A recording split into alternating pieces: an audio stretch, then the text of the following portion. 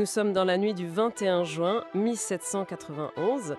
Imaginez une lourde berline peinte en vert et jaune qui cahote sur une route de campagne dans le noir. Hmm. À l'intérieur, il y a une famille un peu, un peu étrange. Ils voyagent sous de fausses identités. On a un valet, bien portant, un certain Durand, une gouvernante russe, la baronne de Korff. Sauf qu'en réalité, ce n'est pas du tout ça. Pas du tout. C'est Louis XVI, c'est Marie-Antoinette et leurs enfants. Ils sont en train de fuir Paris. Ils fuient leur palais des Tuileries, qu'ils voient vraiment comme une cage dorée. Et leur objectif, c'est de rejoindre Montmédy, un bastion royaliste à, 300 km de là. C'est un voyage où chaque tour de roue est un pari complètement fou. Soit ils réussissent, soit... Soit ils réussissent et ils regagnent leur liberté d'action, soit ils sont arrêtés et là, tout peut arriver. Et bon, on connaît le résultat.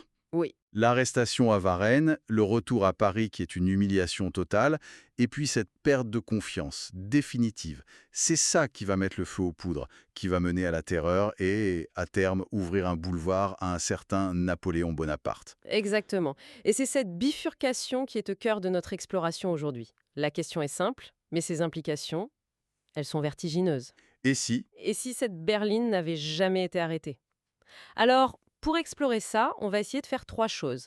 D'abord, on va identifier le grain de sable, le moment précis où tout a basculé. d'accord? Ensuite, on va mettre en parallèle les conséquences de l'échec, le vrai, et celles qu'aurait eu un succès. Et puis, on explorera l'effet domino, les conséquences à long terme sur la France et même sur l'Europe. Et notre hypothèse, pour la poser clairement, c'est que la réussite de la fuite n'aurait pas du tout ramené l'Ancien Régime. Loin de là. Ah non, Non. Elle aurait déclenché, selon toute vraisemblance, une guerre civile immédiate. Et ça aurait abouti à une monarchie constitutionnelle, oui, mais affaiblie, sous influence étrangère. Ce scénario aurait surtout empêché la République radicale et l'Empire napoléonien. En bref, on redessine complètement la carte du 19e siècle. alors allons-y. Pour comprendre pourquoi le roi en arrive là, à fuir en pleine nuit, il faut revenir un peu en arrière. Depuis octobre 1789 et la fameuse marche des femmes sur Versailles, la famille royale est, Assigné à résidence. voilà, aux Tuileries. Le roi s'y sent prisonnier, otage de l'Assemblée, du peuple de Paris. Mais qu'est-ce qui le pousse à franchir le pas? Alors, il y a un déclencheur très clair. Un point de rupture. C'est le 12 juillet 1790. L'Assemblée vote la constitution civile du clergé. Et ça, pour Louis XVI, qui est un roi très pieux, un catholique sincère, C'est inacceptable. c'est une abomination. Ça soumet l'Église à l'État, ça force les prêtres à prêter serment à la Révolution. Pour lui, c'est une attaque contre Dieu. À partir de là, fuir, ce n'est plus une option. C'est un devoir moral. Et il faut tout de suite tordre le cou à une idée reçue qu'on entend partout. On imagine le roi fuyant vers l'étranger pour revenir avec les armées autrichiennes. Oui, le grand traître. C'est ça, mais ce n'est pas le plan. Les sources et notamment la déclaration à tous les Français qu'il laisse derrière lui, elles montrent autre chose. Absolument pas. L'objectif, c'était Montmédy. C'est une place forte sur la frontière, mais c'est bien en France. Le plan, monté avec le marquis de Bouillé, c'était de s'y établir, de rassembler les troupes fidèles, et de là, de renégocier la Constitution en position de force. C'était un coup politique en fait. C'était un coup politique, une tentative de reprendre la main. Mais bon, l'exécution, disons-le, a été catastrophique. Ah oui, on a l'impression que tout ce qui pouvait mal tourner a mal tourné. C'est presque ça. D'abord, le départ de Paris prend presque 2 heures de retard.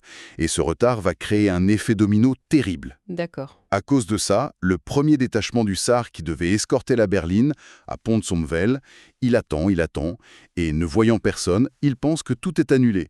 Il se retire. Et le roi arrive juste pas près. Juste après leur départ. Et puis, il y a le choix du véhicule. Une berline énorme, luxueuse, tirée par 6 chevaux.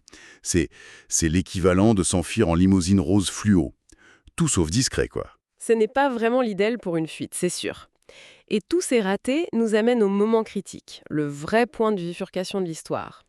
Le soir du 21 juin, le convoi arrive au relais de poste de Sainte-Menehould. Et là, un homme va changer le destin de la France. Jean-Baptiste Drouet, le maître de poste. Exactement. Et ce qui est fascinant, c'est de déconstruire le mythe. L'image d'Épinal, c'est Drouet qui reconnaît le roi grâce à son portrait sur une pièce de monnaie. Mais ce n'est pas ça. Son propre témoignage est un peu différent et beaucoup plus intéressant. Il dit avoir d'abord été frappé par le port de Marie-Antoinette, qu'il trouve suspect pour une simple baronne. Puis, en regardant le valet, il est troublé par la ressemblance avec l'effigie royale sur un assignat de 50 livres. Et un assignat, pour qu'on se représente bien, c'est pas une petite pièce, c'est un billet en fait. C'est un grand billet, une sorte de promesse de paiement sur les biens de l'Église. Donc Drouet a le portrait du roi sous les yeux, en grand format. C'est fou, hein? Ça veut dire que si la Révolution n'avait pas eu besoin de créer sa propre monnaie avec le visage du roi dessus, il serait peut-être passé limpe? C'est une ironie mordante de l'histoire, oui. C'est un instrument de la Révolution qui cause la perte du roi. Mais la reconnaissance, ce n'est que la première étape. Le plus important, c'est ce que Drouet fait ensuite. Il prend une décision. Voilà. Le convoi repart, une rumeur confirme ses soupçons. Il n'hésite pas. Il enfourche son meilleur cheval et, connaissant la région, il prend un raccourci à travers la forêt. Il grille la priorité à la berline et arrive à Varennes juste à temps pour donner l'alerte. C'est donc là, notre point de bascule. Ces quelques minutes de décision. Imaginons, un scénario tout simple. Un cheval qui se blesse au relais.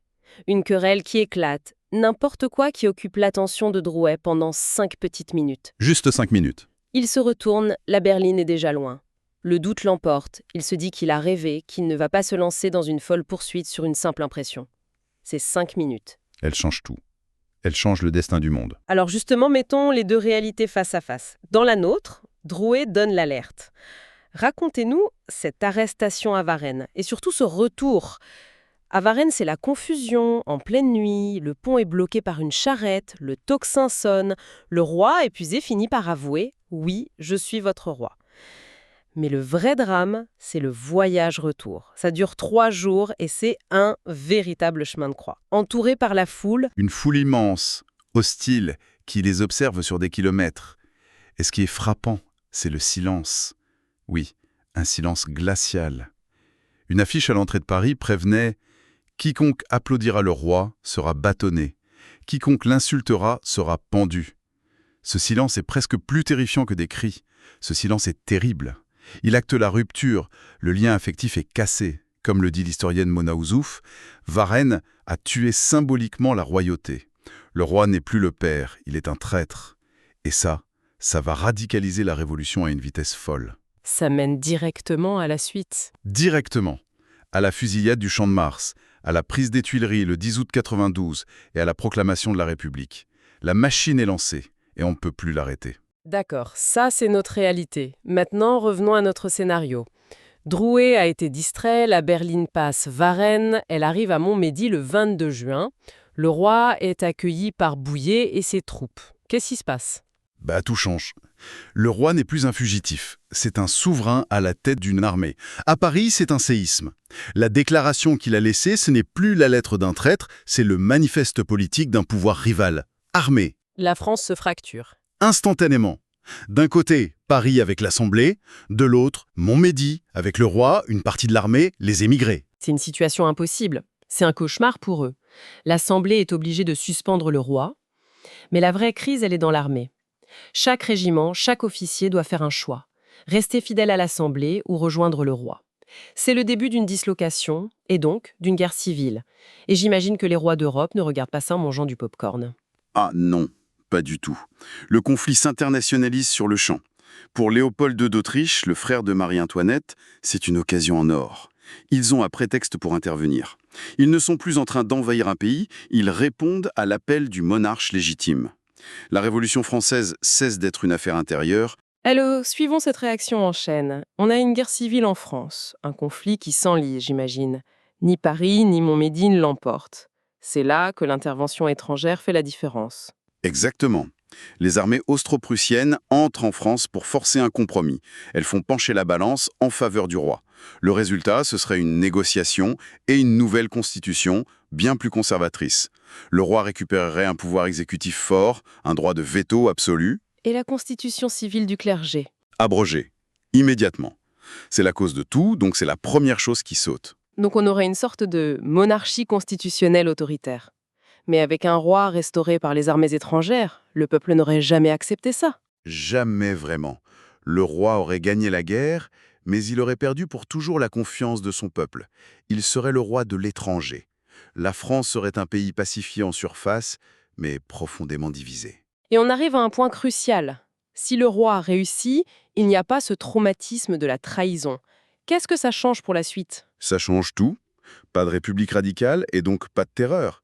L'historien Timothy Tackett, il a une thèse très convaincante là-dessus. Pour lui, la fuite ratée de Varennes, c'est le point de départ de la culture de peur, de la paranoïa qui mène à la terreur. L'idée du complot permanent. C'est ça. L'ennemi est partout. Si cette trahison n'est pas perçue comme telle parce que le roi a réussi son coup, cette paranoïa ne s'installe pas de la même manière. On évite l'engrenage sanglant de 93-94. C'est incroyable de penser que le succès d'une fuite aurait pu empêcher la terreur.